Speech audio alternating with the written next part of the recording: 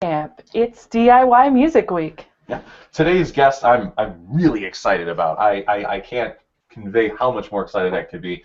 He is a musician, a comedian, and a shape-shifting cultural icon. We are going to talk with Reggie Watts as we explore the playground that is music and look at some of the technology that makes his performances so profound. It's going to be great. And today's project, fitting perfectly with our guest, is audio wordplay. So let's get ready to make something great. Thank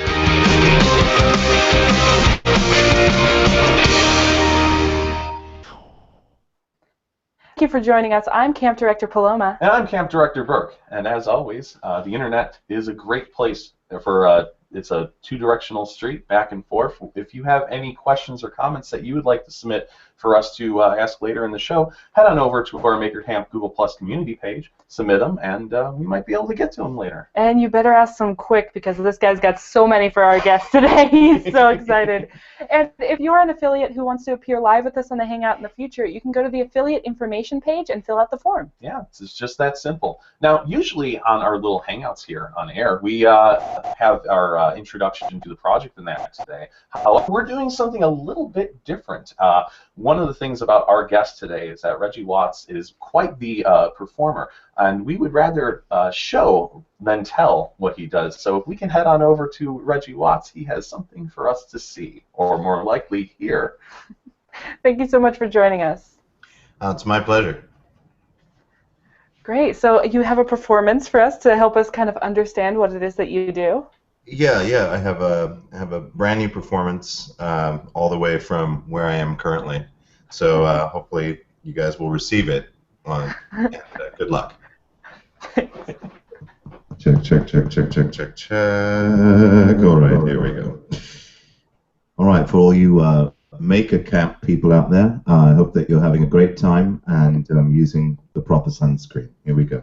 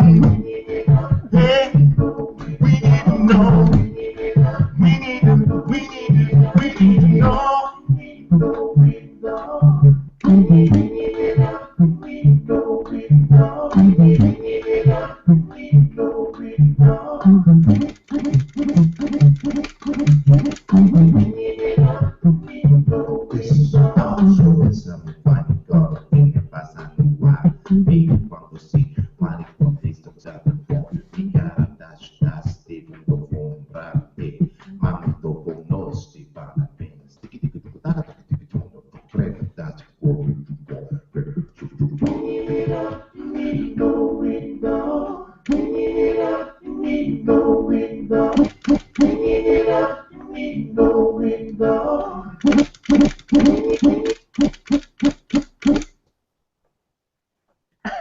you go.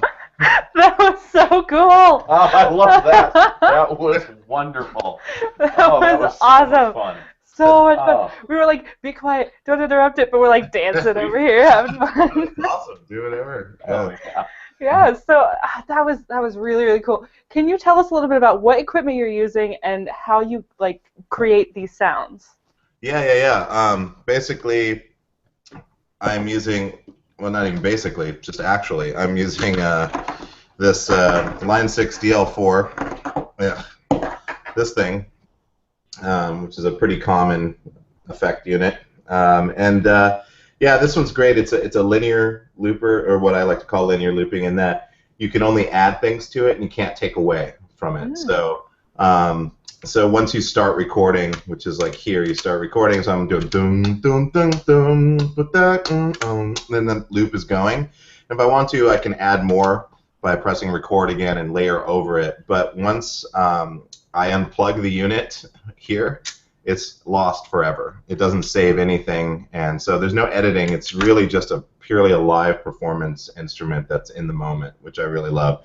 And that's my main instrument. I've been using that since probably 1998, something like that. And then I added, many years later, I added this Electro-Harmonix 45,000, which is a 4-track looper. And what's great about this is it enables me to have 4 separate tracks.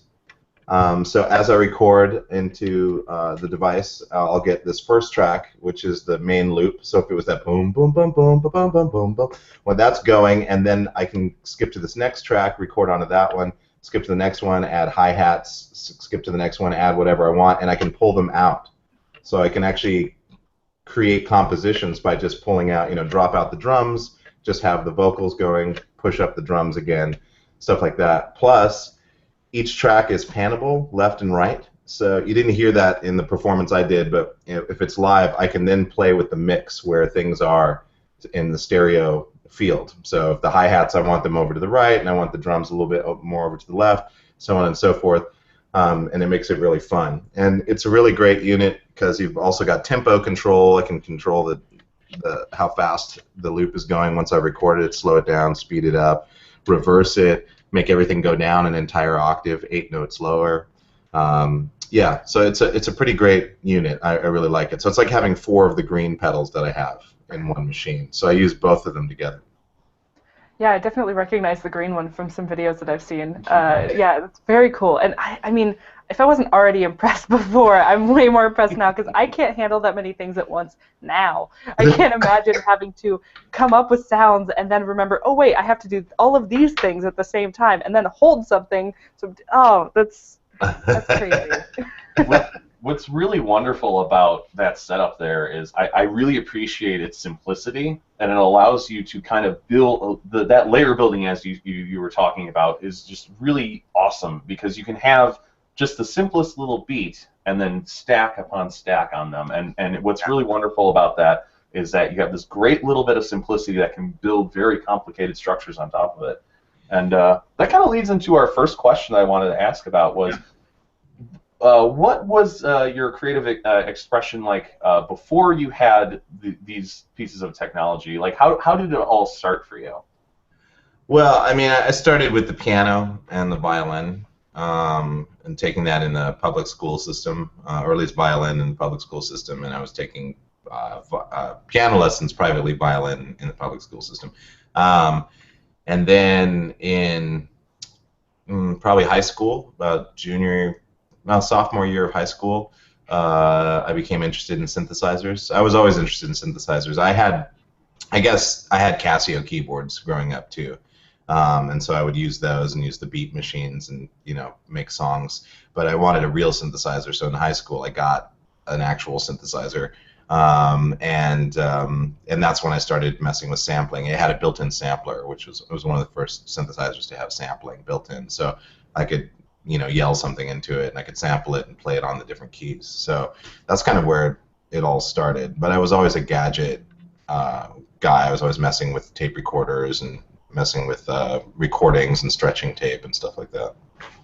Very cool. Yeah, I've seen a lot of people kind of going back into the older stuff and trying to use that with the newer technology. And I love when old and new kind of combines together like that. Yeah. I was just wondering, kind of like you talked about like starting with the piano and the violin. Like, what were your earliest performances like? Because I imagine that you've evolved a lot since then. Well, I mean, I had a lot of recitals, but yeah, I mean, I had recitals. I started writing original music probably when I was maybe like 10 or something like that, like more seriously. And and I would perform them for my parents. But sometimes there was a place downtown called Times Square, which was like a little mini mall thing, and they had a piano on the lower levels, kind of like an open courtyard with 4 levels. And I would go down there and I'd ask if I could play the piano, and I would just play piano for an hour. So I've been performing, I guess, as long as I can remember, in some capacity or another, either dramatically or musically. Nice. Wow. Yeah. So you got a real late start at starting writing music at 10.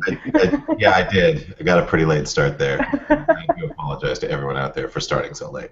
Yeah. Could you please have just gotten us more of your brilliance earlier? Back, Come right? on. I know. Sorry, Like guys. I'll go 2. back. I'll invent a time machine just Thank for you. that. I appreciate that. Thank you very much.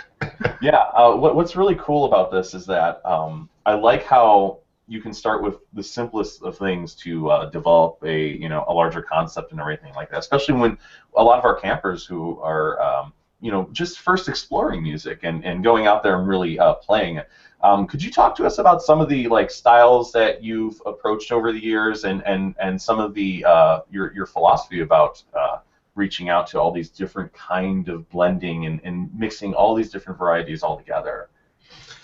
Yeah, I grew up listening to a lot of different kinds of music. My dad listened to a lot of jazz and soul, and my mom loved jazz and soul too, but she also listened to a lot of French folk music, and then I had the radio, which was playing top 40, and I grew up, I was a child of the 80s, so it was all about top 40 radio. And so, yeah, and I was playing violin, so I was playing classical music, classical and Baroque music, plus on piano as well. So I had a huge range of music to choose from, and I loved it all. And then halfway through high school, I discovered like new wave and industrial music, and I started listening to a lot of sample-based groups like Depeche Mode, Ministry, and Skinny Puppy, and Front 242. And of course Art of Noise, which is one of the masters of compositional sampling. But yeah, so I was listening to a lot of that stuff and top 40. So I was getting an influx of pop and underground weirdo music and kind of depressing music and happy music and that kind of got me into the mode of imitating. So I would imitate a lot of, like when Olivia Newton-John first came out with Physical when I was in, I don't know, grade school, I was imitating her vocals. And I do it on the playground, and people loved it so much that they would ask me to sing all their favorite songs. And so I would stand on the playground. I had a jacket that had like these like little buttons that would hang down, like the little whatever wooden knob thing that fits around the little loop, and they would pull on that, and then I would change the station to another song. So I would just stand outside and they would just pull on it.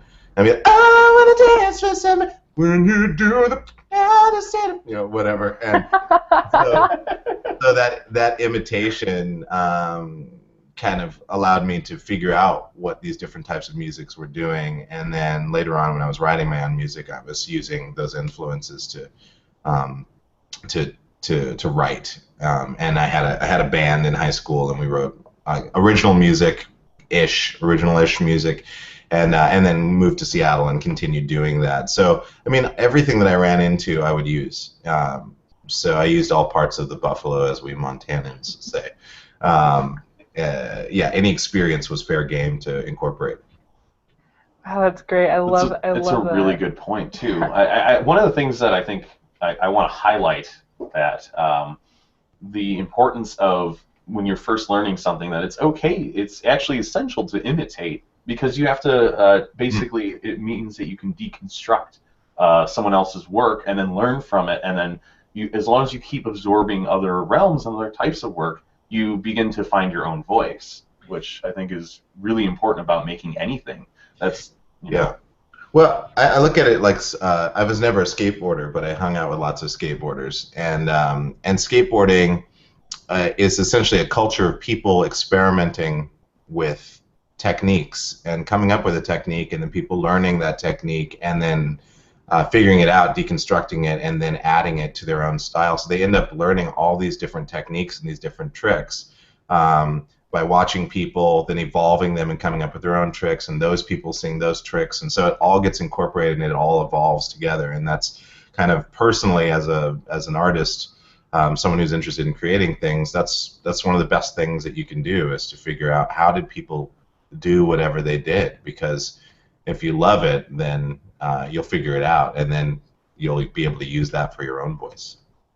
Yeah, that's really true, and it's so interesting to think about that. And when I was watching, first getting kind of introduced to your work a while ago, I was watching some of your performances where you just kind of immediately slide from one style to another really fluidly. And okay, so I'm a total nerd. And people know this about me. I'm a roboticist, and they're like math and science and stuff. And sometimes when you have these specific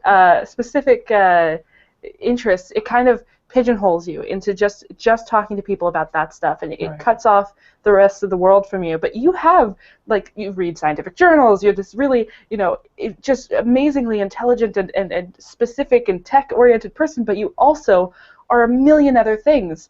And I think that that's one of my favorite things about you, is that you can completely just switch from one segment from the other like a chameleon. And I kind of wondering if you could share with our campers, how do you do that, and how can I do that? Yeah, well, I mean, it's also a little bit of a problem too, because if you're in everything, sometimes you're like, I don't know what to do. I could do everything, whatever. I don't know. I mean, I do.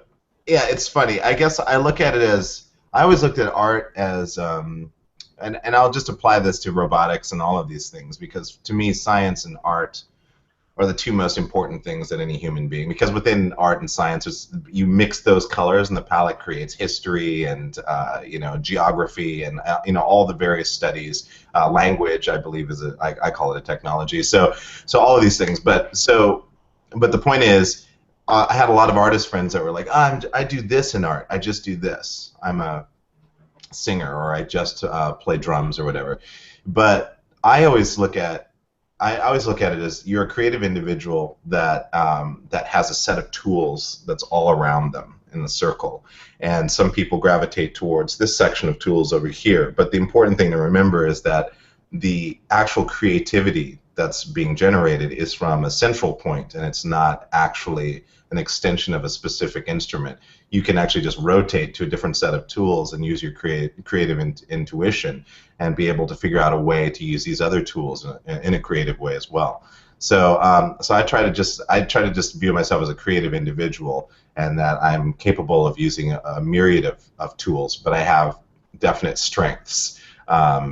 And so I try to stretch and try to learn other things, because that only helps you. Even when you watch things like dumb shows like Sherlock Holmes or whatever, they're not dumb, but like you see Sherlock Holmes, he's always playing a violin. And it's like, you need things to affect different parts of your mind in order to gain perspectives on what you're working on. It only makes you better for doing so. So I've just always been curious about how anything works and why anything is. And I think it's that curiosity that you have to have at all times in everything. So trying not to take things for granted too much. It's like, we all know tons of engineering nerds, or just people who are like, once you start talking about something, they'll just go down this rabbit hole of like, it's like, oh, that's interesting. Did you know that the design was originally thought of as to create more space for circulation of air, but then once they came up with the circuitry, they realized they didn't need as much air, so like the air was then dissipated, but whatever. Like, they'll just go and go and go and go. And that's kind of my thing when I see like a handle that's like really beautifully crafted on an espresso machine or something. I'll just stop the barista and be like, oh, that's amazing, that handle. But do the ergonomics help? Does it feel better when you're using the knob, or is it, I'm just interested in those things. So I think that interest creates the reason why, or is the reason why I'm interested in so many things or do so many things. Yeah, and I think that really aligns with a lot of the maker community. Like, I was at the beach the other day, and I was hanging out with somebody. We were kind of looking at the water and stuff, and I'm like, what are you thinking about? And he's like, it's kind of hot. And I was like, oh, I'm thinking about individual water particles and how they're actually moving in a circle, but it looks like they're moving in a wave. And I just went off, and I was like, oh, yeah, my brain in here is different from your brain. You're not as much of a nerd. But I think that within that message, I mean, there's so many great things in there. But I think there's something that I think would be a really great challenge to campers, that if you find that you have such specific interests, pick something that you think you would be terrible at, or that you think is so far away from what you do, the farthest away from what you do. Whether you're into computer programming, try cooking. Try sewing, try all these different things, and maybe it'll help you see the problem that you're working on in a completely different way. I mean, I know that when I'm terrible at sewing. I'm absolutely awful at it. But I tried doing it, and when I was sewing, I was thinking about circuits, and I was thinking about all these other things, and it helped me kind of move out of my own brain and into something else. And it's a really great tool to use. So campers, you should try that. Yeah. It's almost like you can create a Rosetta Stone of understanding in a way. You don't necessarily have to be good at something, but you can understand and appreciate why it exists. Exactly. And that's what's fun about it. It's like if you're standing in a line of people, or traffic is a great thing. It's like driving in traffic, and you're like, oh, why is this backing up? Oh, it's because this person is indecisive. This indecision creates, tension in this driver. This driver does this, which is distracting this person. And so you see all these additive things in the environment. So you start to see patterns in everything, and that kind of recognition is it's amazing, because then it gives you an opportunity to not react in the way you normally would react, which is like, or like, what, you have a moment where you can kind of go, oh, well, I'm still frustrated, but it's probably because of this, which is a much better way of going through the world. And I think that gives you those perspectives that you were talking about when you're starting to think about that inspires something else. Everything inspires everything else, and that's something to think about. Yeah. Thank you for not making me feel like a crazy person for doing that all the time in my own head. No, not at all. What's really nice about that is that it also lets you connect with people better, which I know when I was a lot younger, I always felt really different than the rest of my classmates. Yeah, and me too. I really, And the thing was, it would be nice to have that idea of maybe if I try to connect more, or understand what's going on, instead of just having the baseline, oh, well, there's other people and they're not like me. And I think that what's great about your work is that you play in that field, you play with the preconceived notions and assumptions, and you really dance between them. Well, sometimes literally dance in between them, and that's what I think is great about that. How would you, if there were younger campers out there, how would you what would you recommend for them, how they would interact with the rest of their friends? Yeah, I mean, when I was a kid and I was, people would make fun of me for being different because, I grew up in Montana, and I had, my mom's white, my dad's black, but I looked black for all intents and purposes, so kids might, say something about that, or they would see my mom pick me up after school and they wouldn't understand, because, it's just an area of the country that people weren't used to, especially in the 80s too, and that whole notion was just starting to kind of become realized. So I had that, and then on top of that, I was really into science fiction. I watched tons of period pieces on PBS. I loved watching mysteries being solved or women having tea. I loved so many medieval things, the dragons, whatever, science fiction, all of that stuff. And of course, kids were they'd listen to whatever popular music was happening at the time, and the popular kids would have all that sway of coolness. And so for me, I figured out, well, the best way to navigate all of this is to be more myself as possible, and also to have a sense of humor. And having that sense of humor really saved me, from bullies at school. I would just try to make them laugh, and I suppose it was the early days of me. I want to be likable, like that whole likable thing, and just getting interested in other people, finding out about them, asking about, where they're from. When you start talking to people about themselves and you ask questions about themselves, generally all that awkwardness starts to go away because they find out that someone's interested in them, and so they start telling you things, and you start sharing information. But the major thing is to just know that whatever makes you happy, that's the right road that you should be on. So whatever it is, if you're doing something that people are making fun of you for, don't worry about it, and realize that some of the most important people in history and of all time were people that were very different and had a lot of problems on their road to becoming who they were. So you have to follow what makes you happy, and of course there's going to be all sorts of pressure, and sometimes you're going to try some things just to see if it works for you. But if it doesn't, don't stick with it. It's good to experiment, but follow your instinct and follow your happiness, and find people that see you for who you are. These sound like cliche things, but it's absolutely true. And once you find a group of friends like that, man, it is the best. It's like Maker Camp. It's like you guys are all surrounded by all the people that you want to be around. So you need to support each other in that as well. Yeah, I mean, it's so true, and like I can't agree more with everything that you're saying, and especially, I mean, I interact a lot with the people in the community of this community, and they have their own hangouts after the show where they're all just talking about their own projects and helping them understand new things. Like they're teaching each other programming and CAD, and then they're like figuring out. I mean, we did origami on Friday, like just random stuff, and it's just like a really safe place to try new stuff and get help, and nobody's ever like critical, like, oh, I can't believe you can't do that. Well, we are sometimes, but we're joking. And so I mean, right. Of course. It's just such a great place for that. So I mean, campers, if you're not comfortable with the community, try to find that in your school. Try to find that in other programs that of people who are like-minded to help you, or go to a place that you really don't think that is within your comfort zone, and meet people that can maybe help you see things in a new way. I think that's a really great way to kind of break yourself out of a mold and a box and interact more with different kinds of people, for sure. Yeah, you need to. And the important thing is finding people. I know nowadays it's easy to be, kind of electronically connected to one another, and that's awesome. But yeah, you need to hang out with people, because those people are going to reinforce and only make you better. They're going to reflect the things that are great about you, and and reinforce the things that you think you're not so great at that you actually are. So that's important. And yeah, that's really essential to have a community that supports your ideas, that encourages you to try something different. Yeah. And then it's a matter of what possible things could you accomplish after that. You can literally try anything and just find the best form, or experiment in places that you're not strong in, just to figure out certain parts of yourself that you would never assume before. Yes.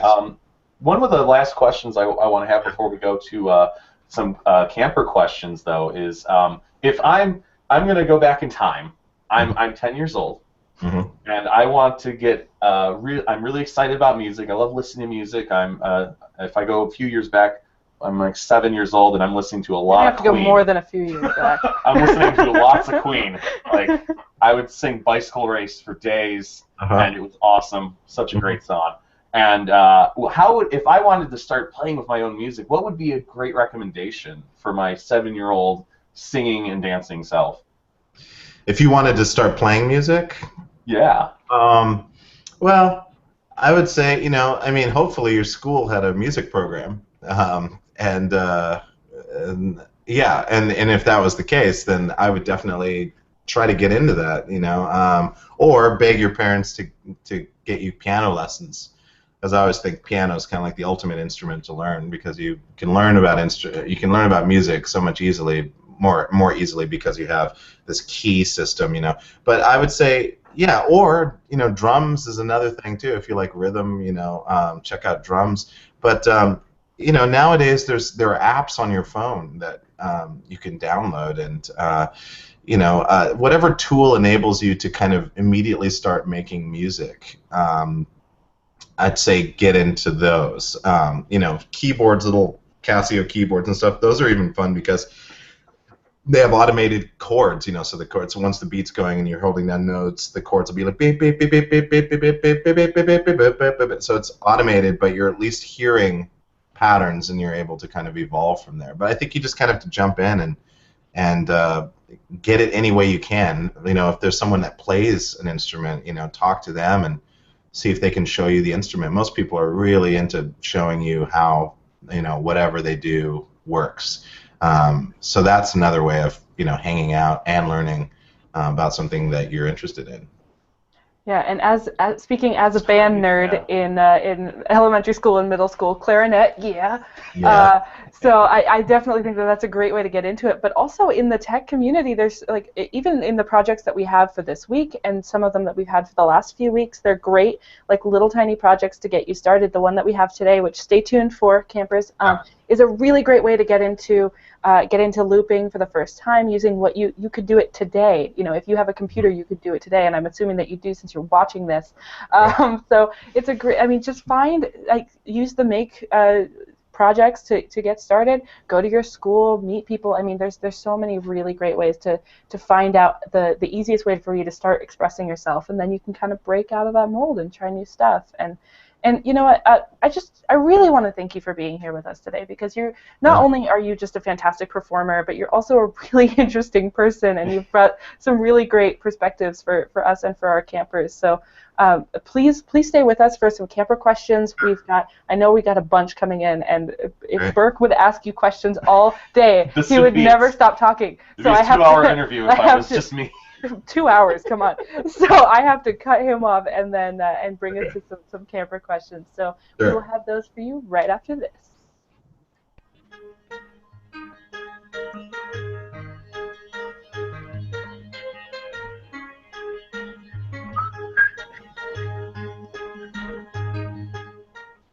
I love that music. I always get lost in it. And we are back. It is DIY Music Week, the first day of DIY Music Week, and we are making loops with Reggie Watts. We got some counselor questions coming out from our campers. Why don't we head over to Brian and Winter? What kind of questions do the campers have out there? Hi, everyone. I'm Counselor Winter. And I'm Counselor Brian. And our first question is from Skylar. And Skylar asks, are there certain types of words and syllable lengths that work better than others? What do you do to make a loop go so smoothly? Well, I mean, when I'm making a loop, I mean, music, first of all, is about space.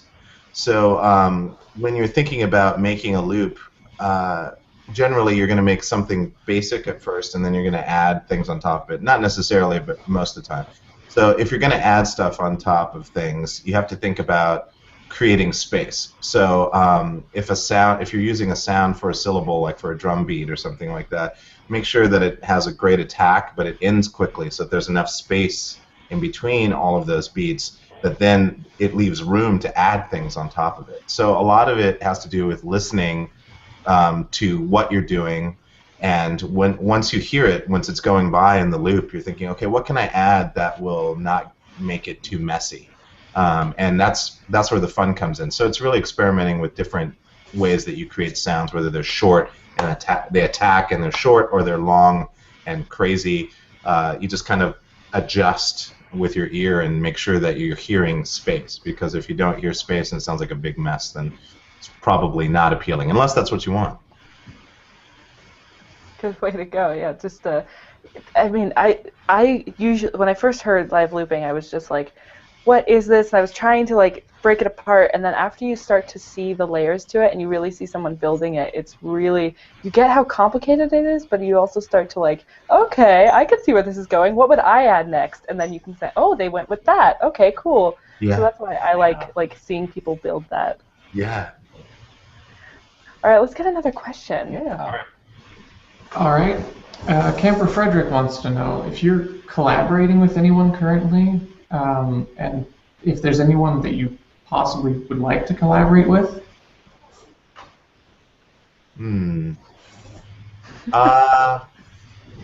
I guess I don't know. I mean, I haven't really been collaborating. There's one person I would really love to collaborate with. Her name is Carla Azar, and I know her. I've met her, and we talk about getting together. I think someday it will. But she's probably one of my top 5 living drummers currently in existence. She played in Jack White's last band, the all-girl band that he had.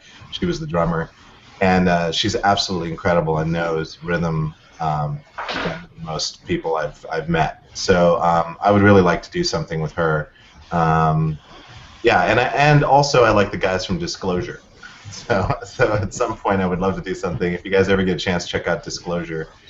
They're these really weird, preppy-looking 20-year-old guys from England that are making some of the funkiest, most soulful music out there right now. So that's it. But I'm not currently collaborating with anybody.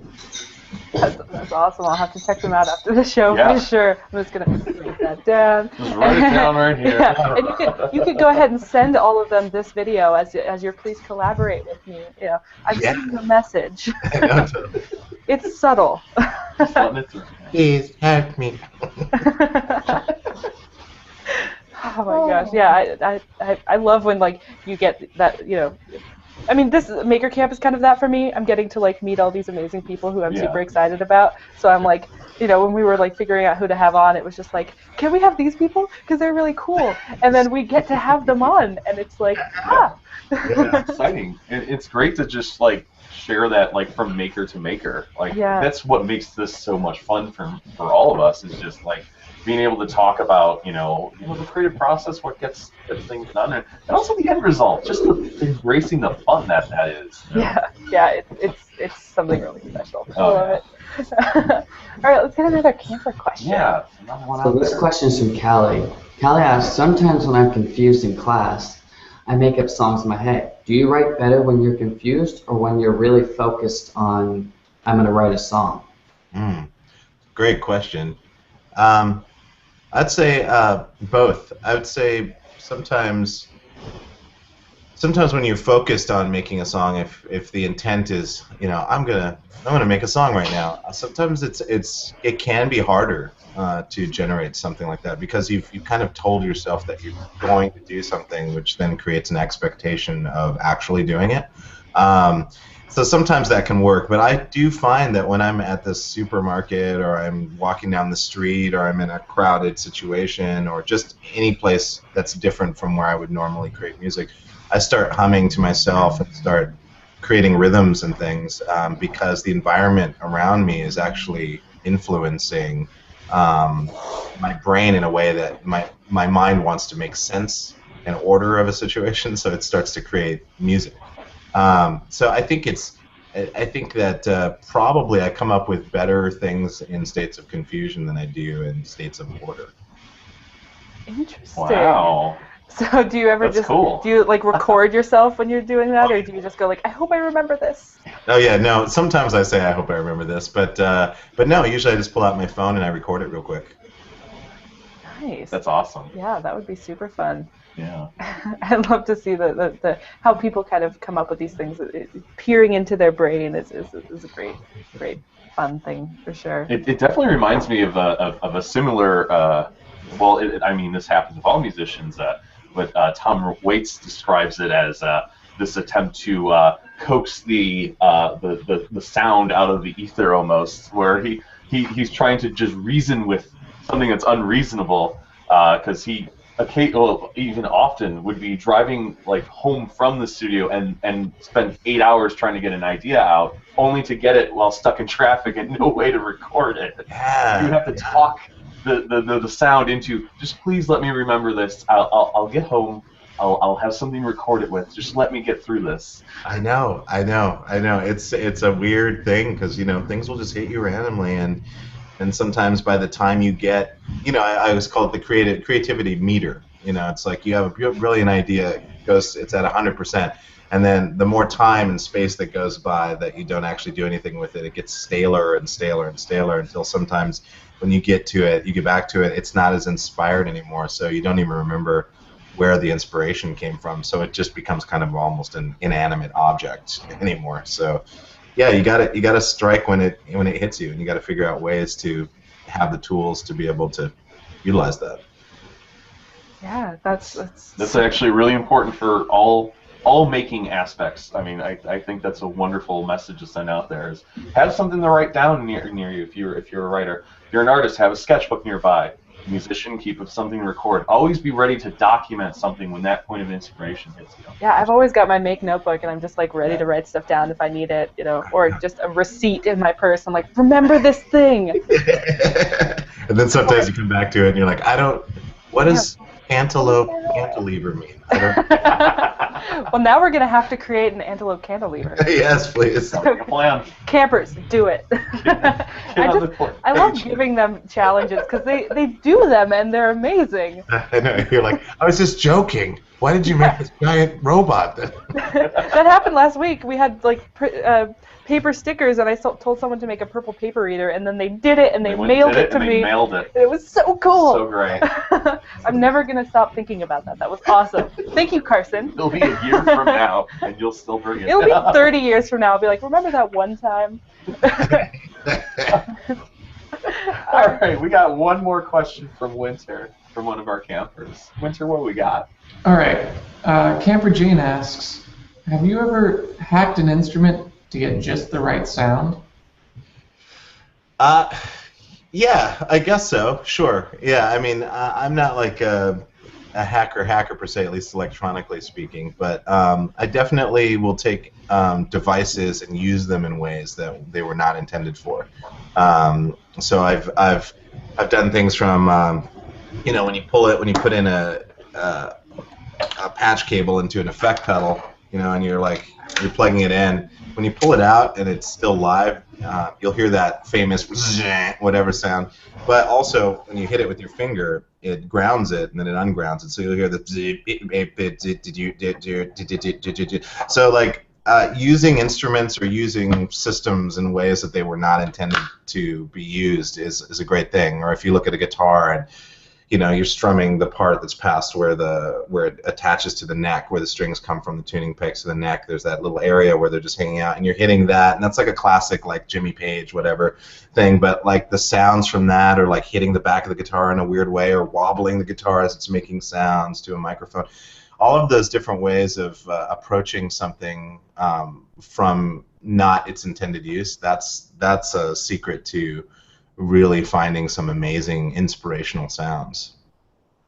Yeah, that's a really good idea. And I mean, coming up in our camper video section, there's some really cool stuff that people have done with hacking and creating their own way to make sounds. So I think that you'll enjoy that. And you know what?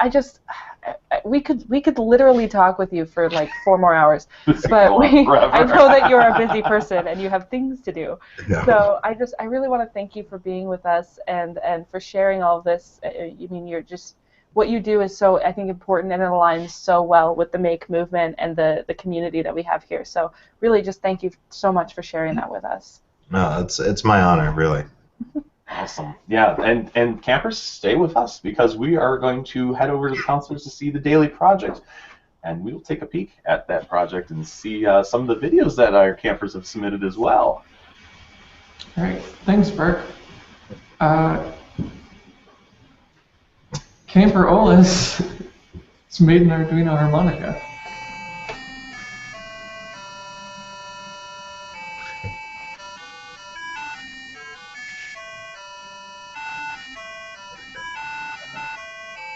It sounds really good. It's really fun. What is that? So this is the Heron's Fountain that we did in, I think, was that week 1? I think so. Yeah. That looks like a week 1 project. Mm-hmm. It's very challenging to get it to work well, but I mean, when you get it dialed in, it looks very cool. And it's all physics, science, gravity-fed fountain with. Nice. Camper actually is playing the Make a Camp theme song on a speaker made from a hard drive. Yeah, that's actually the hard drive making the sound. There's no speaker involved. The hard drive is the speaker. That is a really fun project to do, and there's a lot of tutorials for that online. Yeah, Ashley was doing that all last week. And the Pasca Yaki Clubhouse is flying an airship. That's so cool. I really want one of those. All right, Burke, after the show, let's make one. We're going to have to build one now. Or we're going to have to get theirs. Oh. It's probably easier if we make one. I think it's much easier to make one. Okay, so thank you so much for sharing those, and keep posting on the community page. And Brian, why don't you tell us about the awesome project that I've been teasing the entire show? So today's project is audio wordplay. This project is great for all ages, people who are interested in getting into audio looping. It's very simple. It uses a free program that you can download called Audacity. And this program allows you to edit and modify and loop different sound clips that you can record or input from an outside source. The first part of the project is having you do a word loop using words that kind of sound similar that you can play in reverse. So it says, Mom, say yes, and then in reverse it sounds like it says, say yes, Mom. Mom, say yes. Mom, say yes. Mom, say yes. Say yes, Mom. Say yes, Mom. Say yes, Mom. Very cool. I wonder if there's like a whole database of those somewhere online, just all of the stuff that sounds similar backwards and forwards. That's cool. Probably not. And the next part of the project is looping different words. First it's going to loop say several times, then tress, and then rest. Say, say, say, say, say, say, say, say. Tress, tress, tress, tress, tress, tress, tress, tress. Rest, rest, rest, rest, rest, rest, rest, rest. Say, say, say, say. Tress, tress, tress, tress, tress, tress, tress, tress. Very cool. Oh, that's fun. I like that a lot, and you get some good sounds there. That's very cool. It's for first go. That's great. Yeah, I mean, if Brian can do it, you campers, you should be fine. Hey, you got to show Brian up. Yeah. You have to completely make mine look like elementary. You got to take this to the next level, campers. Go All for right. it, go for it. And keep posting your videos and your pictures onto the community page. We love going through them. It's the best part of my day, honestly. It's the most fun. It's really. so fun. And just keep building that community and working together. It's such a special place. So thank you, campers, for making it that wonderful. And also thank you so much to Reggie Watts for being here today. You were just awesome, and we love you. Seriously. and so Burke, I mean, this whole week it's filled with just amazing people. Who do we have on tomorrow? Yeah, coming up tomorrow. Oh, we're gonna have the soundtrack of the universe. That's right. We're gonna talk with Kristen Mate from ILM, Industrial Light and Magic. She basically creates the soundscapes of some of the biggest Hollywood blockbusters that you've heard of, and we are going to take a look at how she made the characters really pop from the screen with Guardians of the Galaxy, which I am definitely going to go see tonight. I am so excited about this movie. You guys, seriously. Okay, so it's going to be great tomorrow. We're going to see some it's going to be super cool. Every day this week is awesome. This is a great day, yeah. My life is so cool, guys. So we're going to have a lot of fun with that tomorrow, and I cannot wait. So, you know what, if you were inspired, and how could you not be, but if you were inspired by anything you saw on the show today, remember, do try this at home. Goodbye, campers. Take care.